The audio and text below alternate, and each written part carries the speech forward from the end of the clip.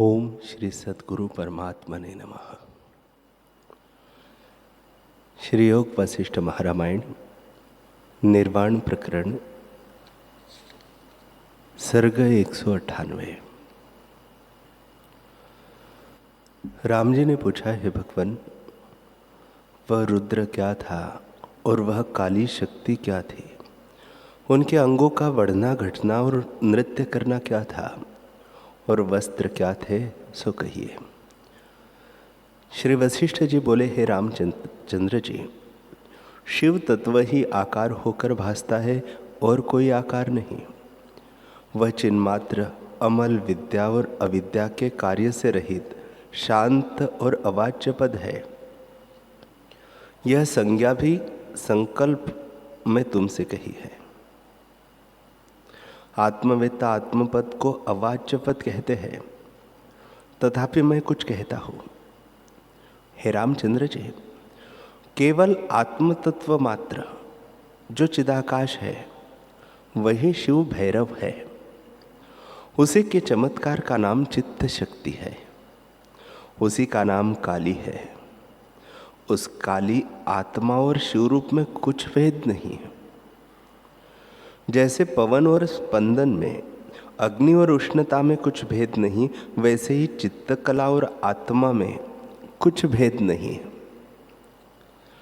जैसे पवन निस्पंद होता है तब उसका लक्षण नहीं होता, अवाचक रूप होता है, और जब स्पंदन होता है तब उसका लक्षण भी होता है और उसमें शब्द प्रयोग होता है। वैसे ही चित्त शक्ति से उसका लक्षण होता है। उसके अनेक नाम हैं। उसी का नाम स्पंदन और इच्छा है। उसी को चैतन्य मुखत्व से वासना कहते हैं। उसी के स्वाद की इच्छा से जब चित्त संवित में वासना फुरती है तब उसका नाम वासना करने वाला वासक कहता है। फिर आगे दृश्य होता है। जब त्रिपुटी हुई, अर्थात वासना, वासक और वास्य हुए, तब वासक को जीव कहते हैं, जो जीवत्व भाव लेकर स्थित होता है। तब इसको यह भावना होती है कि मैं जीव हूँ और मेरा नाश कभी न हो। इस इच्छा से जीव कहता है। चित्त शक्ति की जो ऐसी संज्ञा होती है वह स्पंदन में होती है, पर शिव तत्व अस्फुरण है और अचेत शक्ति में फुरने की नाई स्थित है। जैसे सूर्य की किरणों में जल नहीं होता और हुए कि नहीं भासता है, वैसे ही यह जगत है नहीं और हुए कि नहीं दिखता है। इससे उसको यह संज्ञा देते हैं। परमात्मा की क्रिया शक्ति काली प्रथम तो कारण रूप प्रकृति है और उसी से सब है। इसी से प्रकृति रूप है। वह विकृति अर्थात किसी का कार्य नहीं है। महत्तत्व, पंचभूत और अहंकार, ये 7 प्रकृति विकृत है, अर्थात कार्य भी है और कारण भी है। कार्य आदि देवी के है और कारण षोडश के है। पंच ज्ञान इंद्रिया, पंच कर्म इंद्रिया, पंच प्राण और एक मन, इनके सप्तदश कार्य है। षोडश विकृति है, अर्थात कार्य रूप है, कारण किसी के नहीं। 17वां पुरुष जो परमात्मा का अंश है वह अद्वैत, अचिंत्य और चिन्मात्र है। न किसी का कारण है और न कार्य अपने आप में स्थित है। इससे कारण कार्य में जितनी द्वैत कलना है वह सब चित्त शक्ति में स्थित है। जब यह निस्पंद होती है तब तत्वरूप शिव पद में निर्वाण हो जाती है और कारण कार्य रूपी सब भ्रम मिट जाता है। केवल आकाशवत शेष रहता है। वह शुद्ध अद्वैत अचेत चिन्मात्र सदा अपने आप भाव में स्थित है और उसके स्पंदन शक्ति रूप क्रिया शक्ति की ये सब संज्ञाएं हैं। प्रथम तो सबका कारण रूप विकृति है, जो शोष है, अर्थात जैसे बड़वाग्नि समुद्र को सुखाती है वैसे ही वह जगत को सुखाती है। वह सिद्ध है, अर्थात साधक उसे आश्रय करके सेवते हैं। वह जयंती है, अर्थात उसकी जय है। वह चंडिका है, अर्थात उसके क्रोध से जगत का प्रलय होता है और संसार डरता है। वह वीर्य है, अर्थात उसका वीर्य अनंत है। वह दुर्गा है, अर्थात उसका रूप जानना ही कठिन है। वह गायत्री है, अर्थात उसके पाठ से संसार समुद्र से रक्षा होती है। वह सावित्री है, अर्थात जगत का पालन करती है। वह कुमारी, अर्थात कोमल स्वभाव है। वह गौरी, अर्थात गौर अंग वाली है। वह शिवा, अर्थात शिव के बाएं अंग में बसने वाली है। वह विजया, अर्थात सब जगत को जीत रही है। वह सुशक्ति है, अर्थात अद्वैत आत्मा में उसने विलास रचा है।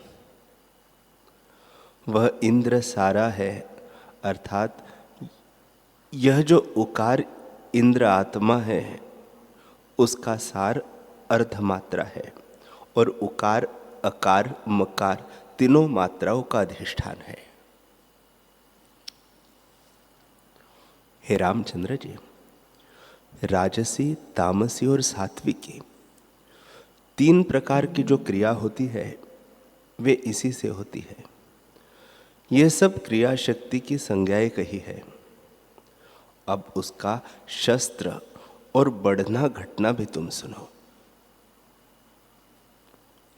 हे रामचंद्र जी, वह जो नृत्य करती थी वही क्रिया है।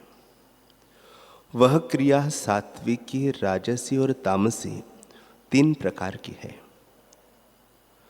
मूसल जो था वह ग्राम, पुर और नगर थे और उसके अंग सृष्टि थे। जब उसका शिव से व्यतिरेक होता था तब उसके अंग सृष्टि रूप बहुत हो जाते थे और जब वह शिव की ओर आती थी तब सृष्टि रूप अंग थोड़े हो जाते थे। वह जब शिव को आ मिलती थी तब शिव ही होती थी। सृष्टि रूपी अंग कोई न रहता था। यह तो आत्मा की काली शक्ति की क्रिया का वर्णन तुमको सुनाया। अब शिव का वर्णन सुनो।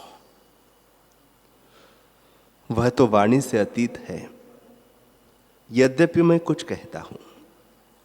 वह परम शुद्ध, निर्मल और अच्युत है। उसमें कुछ हुआ नहीं, केवल क्रिया शक्ति के उद्भव से जगत होकर भासित होता है।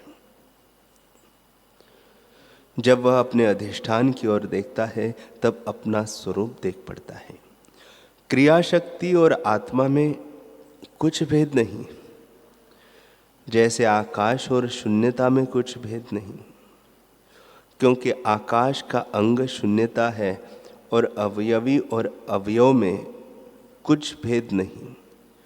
जैसे अग्नि का रूप उष्णता है वैसे ही आत्मा का स्वभाव चित्त शक्ति है। इसका नाम काली इसलिए है कि वह कृष्ण रूप है। जैसे आकाश ऊपर को शाम लगता है वैसे ही आकाश वपु है। जैसे आकाश निराकार है वैसे ही काली निराकार शाम भासती है। आकाश की नाई उसका शरीर है, इससे इनका नाम कृष्ण वपु है और काली का अर्थ जगत के नाश के अर्थ है।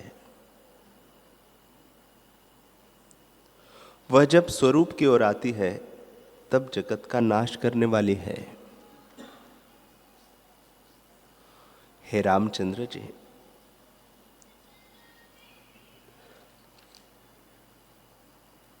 स्पंदन शक्ति का जब तक शिव से व्यतिरेक है तब तक वह जगत को रचती है। जहां यह है वह जगत है, जगत से विलग नहीं रहते। जैसे जहां सूर्य की किरणें हैं वहां जलाभास होता है, किरण बिना जलाभास नहीं रहता। वैसे ही स्पंद शक्ति जगत के बिना नहीं रहती। जैसे आकाश के अंग आकाश है, वैसे ही इसके अंग जगत है। और जैसे समुद्र में तरंग समुद्र रूप है, वैसे ही जगत इसका रूप है। यह शक्ति चिदाकाश है, उससे व्यतिरिक्त नहीं। जब यह फुरती है तब जगताकार भासती है, और जब शिव की ओर आती है तब शिव रूप हो जाती है, और जगत का भाव नहीं रहता। इससे हे रामचंद्र जी, तुम्हारी चित्त शक्ति जब तुम्हारी ओर आवे तब जगत भ्रम मिटे। इस चित्त शक्ति ने ही जगत भ्रम रचा है। शिव शांत रूप है और अजर अमर अचेत चिन्मात्र है। उसमें कुछ क्षोभ नहीं। आत्मसत्ता सदा अपने आप में स्थित है।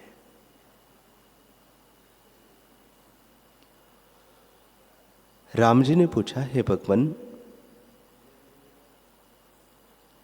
तुमने काली के अंगों की जो सृष्टि देखी थी वह आत्मा में सत है अथवा असत, सो कहिए।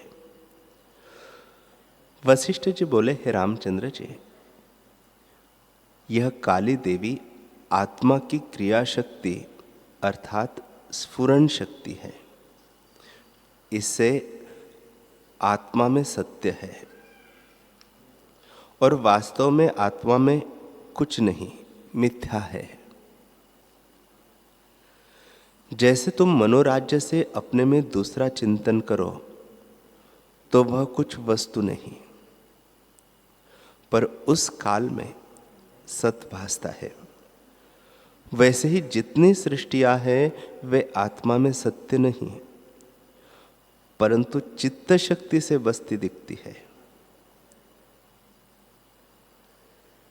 जैसे जितने कुछ विधि निषेध पदार्थ और आकाश, पर्वत, समुद्र, वन, जगत, तीर्थ, कर्म, बंध, मोक्ष, गुरु, शास्त्र, युद्ध, शस्त्र आदि भासते हैं, वे सब चिदाकाश ब्रह्म रूप है, और वास्तव में इनका होना ब्रह्म से भिन्न नहीं। सब प्रकार और सर्वदा आत्मा अपने आप में स्थित है। वह शुद्ध, अद्वैत, निराकार, निर्विकार और ज्यों का त्यों है। उसमें जगत कोई नहीं उपजा। सब जगत आत्मा में क्रिया शक्ति ने रचा है, सो वह माया काल में सत्य है, वास्तव में कुछ नहीं। जैसे सोने वाले को स्वप्न में सृष्टि दिखती है और उसके शरीर को कोई हिलावे तो वह नहीं जागता, पर जो कुछ सृष्टि होती तो हिलाने से उसका कोई स्थान गिर पड़ता। इसी से जाना जाता है कि किसी का नाश नहीं होता, वास्तव में कुछ नहीं है। हे रामचंद्र जी, वह सृष्टि जो प्रत्यक्ष अर्थाकार होती है उसके चित्त स्पंदन में स्थित है, परंतु जब तक निद्रा है तभी तक वह सृष्टि है। जब निद्रा निवृत्त होती है तब स्वप्न सृष्टि भी नहीं दिखती। वैसे ही यह सृष्टि भी वास्तव में कुछ नहीं है, अज्ञान से चित्त शक्ति में भासती है। हे रामचंद्र जी, सब पदार्थ चित्त के फुरने से भासते हैं। जिसका संकल्प शुद्ध होता है उसके मनोराज्य की सृष्टि यदि देश काल से प्रत्यक्ष होती है तो संकल्प रूप होती है, क्योंकि कुछ बना नहीं। जब संकल्प फुरता है तब संकल्प के अनुसार सृष्टि भासती है, इसे संकल्प रूप ही हुई। और जब उसकी सत्यता उदय में होती है और जब उसकी सत्यता हृदय में होती है तब इसका अर्थ हृदय में अनुभव होता है। जैसे परलोक अदृष्ट है, पर जब उसकी सत्यता हृदय में होती है तब उसका राग द्वेष भी हृदय में फुरता है, क्योंकि संकल्प में उसका भाव है।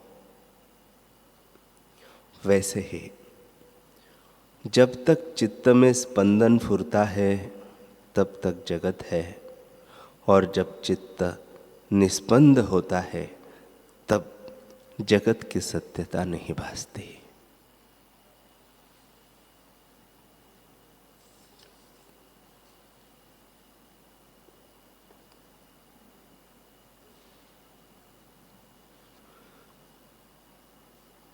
हरि ओम।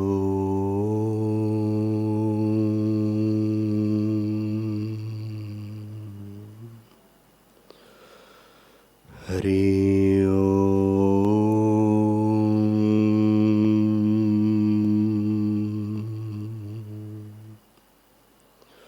ओम सहना भवतु सहनौ भुनक्तु सह वीर्यं करवावहै तेजस्विनावधीतमस्तु मा विद्विषावहै।